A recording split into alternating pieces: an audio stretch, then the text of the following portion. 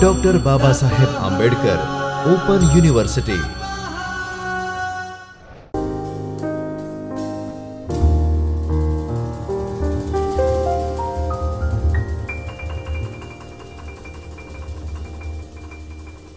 Friends, now let's we discuss another interfaces of the Java collection framework. One of the very important interface of this collection framework it's a iterator interface. Iterator interface provides the facility of iterating the elements in a forward directions only. This is really very helpful facility and it is going to be used by so many other classes. Uh, with the use of iterator, it becomes easy to display each element of the class.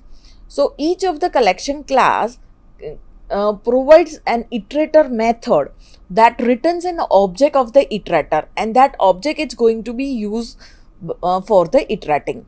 By using this iterator object, it becomes easy to access one by one element from the collections. So now let's see how to use it. So for that, whenever we are going to use this iterator interface, we are going to use this three important method. The first method, it's a has next method. Now this method returns a true value whenever the iterator has an more element present, otherwise it returns a false value.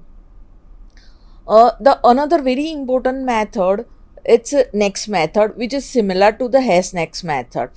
Here the next method returns the current element and move the cursor pointer through the next element, so it becomes very easy to access the next element again and again and again. So the third method from this iterator interface, it's a remove method that removes the last element written by the iterator. Now let's have an example of using this iterator interface. How to use it? Let's see in a Java program. Here you can see one Java program has been implemented with the ArrayList class. For this ArrayList class, three values has been already inserted. In this Java class, four values has been already inserted. Values you can see here that is added with the add method. After adding this value, now we would like to see what are the values are already present into the class. So for that we are using this iterator interface. So you can see here class cars dot iterator method it's used. So for this car class, iterator method is going to return an object of the iterator, and that is going to be used within a while loop. So within this while loop, the condition has been written with the dot has next method. This method returns value true if the next element is present. So until this next method returns a true value, this while loop is going to be repeated and we are going to get values with the use of the next method. So the whatever value it's written, that is going to be printed with the system.out.println method. So after implementation of this, you will get an output like this. All the inserted value of the ArrayList class has been printed. So this is the simplest way of getting all the elements from the ArrayList class with use of the iterator interface. Now it's a time to learn another classes from the Java collection framework. The next class, it's very similar to the ArrayList class, but it is also different than the linked list class. So linked list implements the list interface, and linked list maintain the insertion order and can store the duplicate values also. As we know, linked list is basically a sequence of the links, or we can say sequence of the elements which contains the items.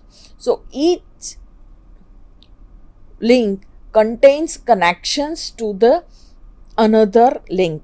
So this way the sequential access it's possible whenever we use the linked list. Comparatively, it is faster than the array list because here shifting of elements are every time not required. Java list class Java linked list class uses two type of linked lists to store the elements, single linked list and double linked list. The linked list class can also implement to get the functionality of the list along with stack as well as queue and double-ended queue also. Now let's see the methods given by this linked list class. The first method it's add method. Here the objects can be inserted at the specific index value with the use of this add method.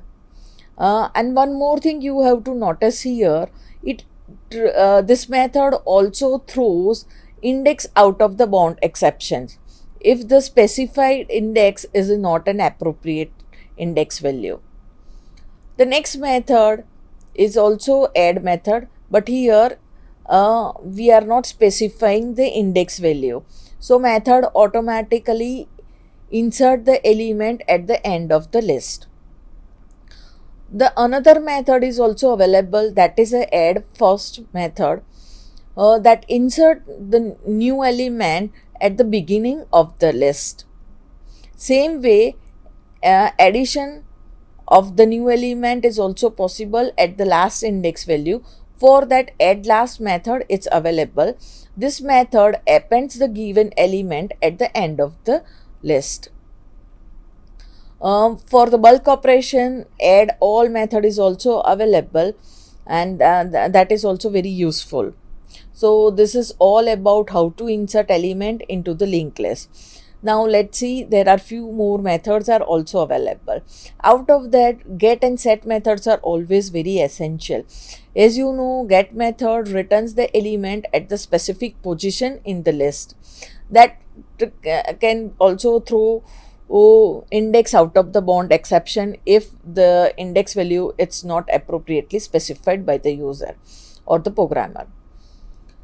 The next method is a get first method that returns the first element of the list.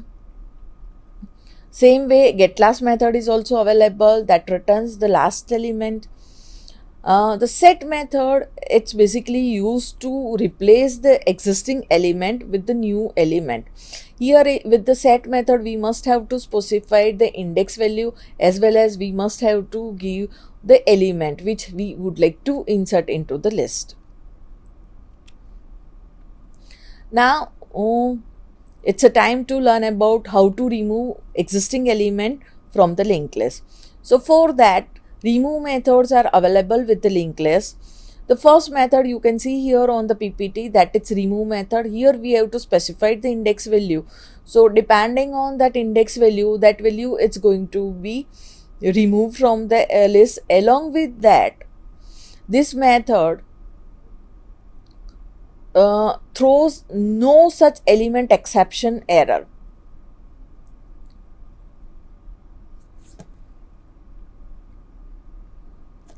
Now it's a time to learn about how to remove element from the linked list. So we have a remove methods available with the linked list class. The first method here you can see that it's a remove method. With this method, as an argument we have to provide the index value. So this method removes the element at the specified position specified as per the method argument. This method also throw no such element exception if that the value it's not present into the linked list. The another method is also available, that it's remove method. Here as an argument we have to provide the element. So that element is basically going to be searched into the list, and if that element it's present into the list, then that element is going to be removed, and after removal the method is going to return a true value if it is removed from the list. So this method removes the first occurrence of specified element into the list. That has to be remembered. That also throw no such element exception, as well as it also throw index out of bound exception. The next method, it's remove first method. This method returns the first element from the list. That can also throw no such element exception if the element is not present, means the list is empty. The next method, it's remove last method, that removes the last element from the list, whatever it is, and it can also throw exception, no such element exception if the list is empty.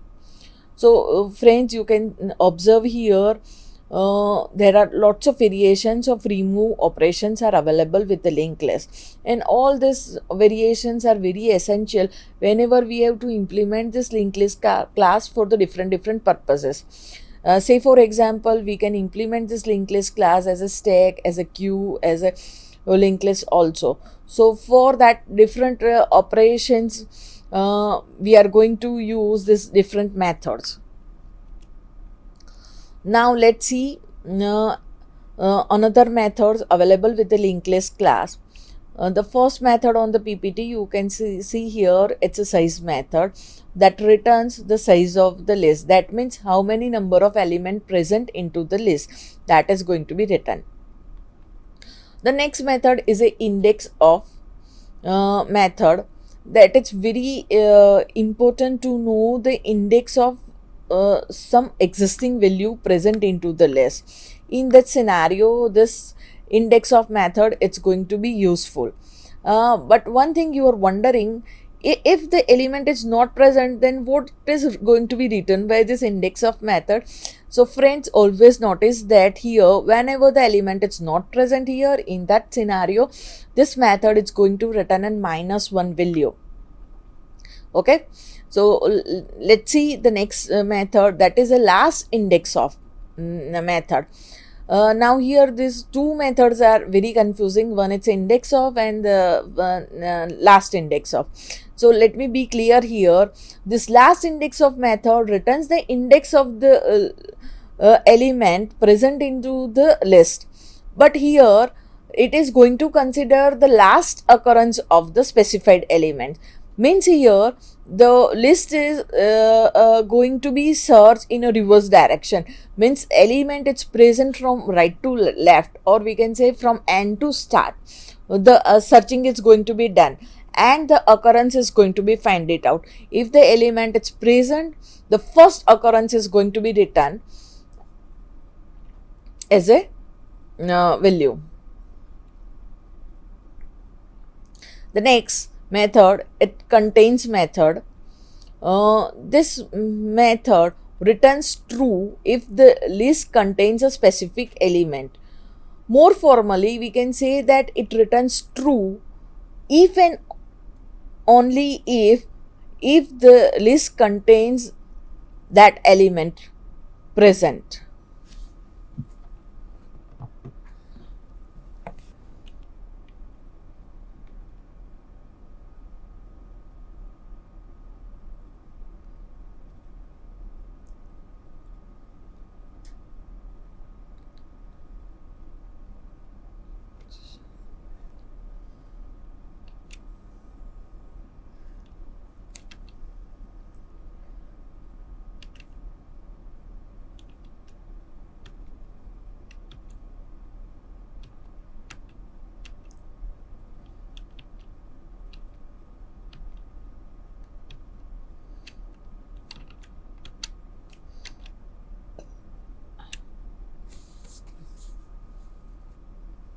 Now friends, let's see another methods available with this linked list class. The push method is available, that pushes an element onto the stack present into the list.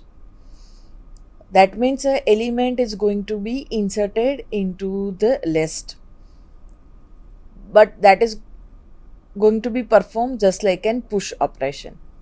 Next is a pick first method that returns the first element from the list, and if the linked list is empty, it returns null value.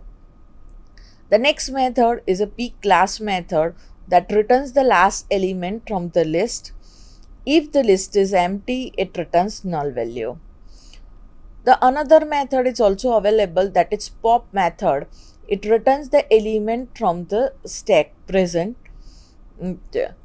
Here I would like to be clear, whenever we are using this pop method, we have to use this method with the combination of the push method only. So if we are pushing the values into the stack one by one, then the value is going to be removed with the use of the pop method, so that returns in that direction, so we can get a functionality of the stack. So now friends, it is time to implement this linked list in a Java program. So you can see here one Java program has been demonstrated here that uses linked list. Okay, so first of all we are implementing this linked list. After that we are adding few values into this. Here two values has been inserted using add method a and b. Then later on we have tried to use an push method, and element e has been pushed into the linked list. So after linked list, so after implementation of this add and push statement, what kind of element is present into the linked list, that we can see with the use of the next statement. Next statement is a pop statement, or we can say a pop method has been implemented with this class. And next statement is trying to demonstrate us how the linked list look after pop statement. Even we are also checking the size of the linked list. Now you can see here, this is the output of this same program. Addition operation has been performed, so we are getting value true. Same way addition operation for the b has been performed, so we are getting value true. Then push operation has been performed for the e.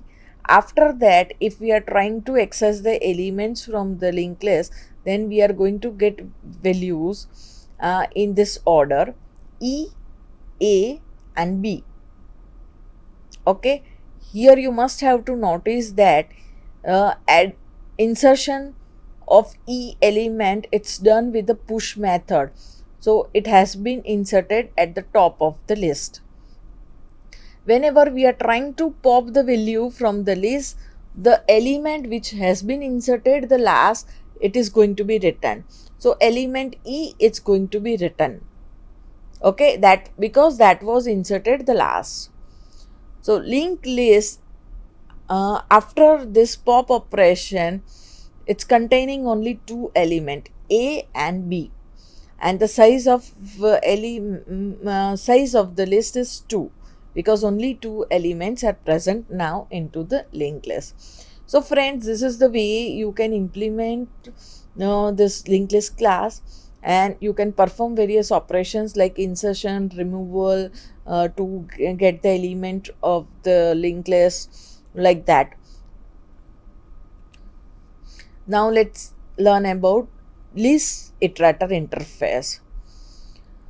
So list iterator interface, it is basically an extension from the iterator interface. List iterator extend the iterator itself, but it allows the facility of bidirectional traversal. Means the traversing can be done in a two direction, from left to right as well as from right to left. Okay, so basically this two way traversing is possible with the list iterator interface only. This facility was not available with the iterator interface. So this is a very good functionality provided by this list interface, and it is also going to be useful with the list interface. So let's see how to use this list interface. So for that we have to use this list iterator method every time that returns an instance of the list iterator. Okay, so every time we have to use this list iterator method to get the functionality of the iterator interface. List iterator interface provides so many methods because here it is going to provide a bidirectional traversing facility. So along with the has next and next, we also required more methods. So the has next method and next method is available the same way, just like it is available with the iterator interface. Okay, along with that, here next index method is available. This method returns the index of the element that would be returned by the subsequent call to next. Okay, uh, then we have an has previous method. It is just an opposite functionality of the has next method. It is going to test whether the previous element is present or not. This has previous method, it's very useful whenever we are traversing in a reverse direction, or we can say we are traversing from last element to first element. So if we are traversing in this way, from last element to first element, in this scenario we have to check it out every time whether the previous element is present or not. If the previous element is present, then and then we are going to access the previous element. We have one more method available here, that is a previous method. So this previous method basically returns the previous element present into the list. So always these two methods are going to be used in a combination, as previous as well as previous method. Now let's see how to implement these methods in a Java program. So one more Java program has been demonstrated here into the PPT. The first one is a implementation of the array list. You can see here in this array list, addition of apple, banana and cherry has been done here. Okay, so for this array list, now list iterator has been implemented, and for that list iterator method, it's used to get the instance of this list iterator interface. Okay, so now you can see with this iterator instance, we have implemented has next method as well as has previous methods, and we have tried to access the elements in both the direction. The first while loop, it's trying to access elements in a forward direction, that means from the first element to last element. So it is going to get the value from the first to last. Okay, same way the another while loop it's there, that is trying to implement the functionality of reverse traversing. Okay, so here it is going to access element in a reverse order from last to first. Now let's see what will be the output of this program. You can see here after insertion of this element, it is trying to access the values in both the direction. So in a first part, you can see traversing of the element in a forward directions, it's possible, apple, banana and cherry.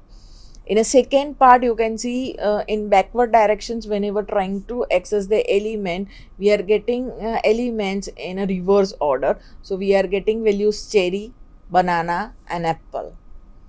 Okay, so I think it is clear now how to access elements in both the direction with use of the list iterator interface. Okay, I think so this is very sufficient to know about the Java collection framework. So in today's session we have learned two things, array list as well as linked list. Okay, on the basis of this you can understand that how to implement the various classes of the Java collection framework. Okay, even the program has been demonstrated here. So with that programs you can do a self learning exercise also. Like I suggest you to implement more methods of this array list class as well as few more methods of linked list class, so you can have a better practice, uh, uh, and you can have a better experience learning with this Java collection framework. So I hope you have enjoyed this lecture. Thank you everyone for watching this video, and I say happy learning to all of you. Thank you. स्वाध्यायः परः